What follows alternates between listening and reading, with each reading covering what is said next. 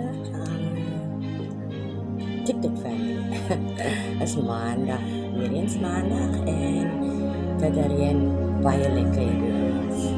Die weer het letterlik donne weer gegee.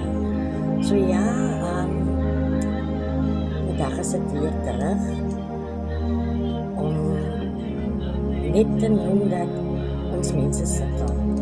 Ons is op van sukkel finansiëel, seker almal. Moeg van werk, lang ure.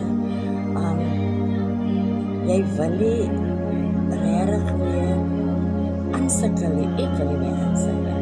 Ek is moeg gesukkel. COVID het gekom, ek het my werk ten minste tyd het verloor. Ek kon nie meer gaan werk nie.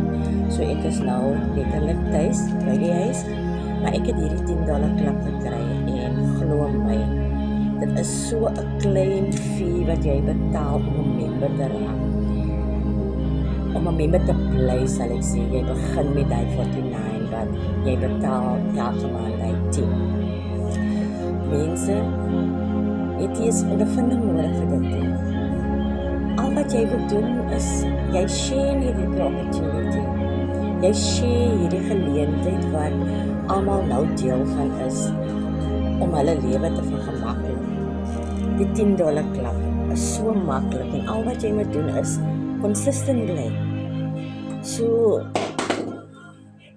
vir my, ek wil nie meer kla, ek sukkel nie. Ek wil nie meer kla nie en ek glo die wat daar buite is, wil dit ook nie meer hê nie. So begin iets wat jy kan aanbeweeg. Laat jou lewe nie stil staan nie.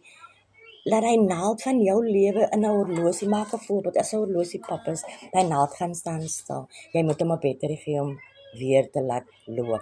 So, dieselfde met jou lewe. Moenie dat 'n geleentheid wat jy kry vir jou terughou, as jy weet jy kan aanbeweeg daarvan af nie. So, maak vandag hy lewensbesluit om 2026 vir jou maklik te maak. Want ek het, glo my, en ek is nie vandag spyt nie. Ek is besig om vir my kinders, my kleinkinders, retirement te bou.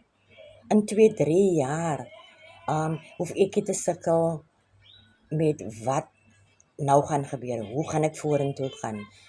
Maar ek weet, hy gaan daar wees. Die membership gaan daar wees om vir my vorentoe te help. So, as jy wil weet, sit in die comments en dan gee ek vir jou 'n video oor hoe hierdie besigheid werk. Laat dit 'n mooi maandag wees vir almal.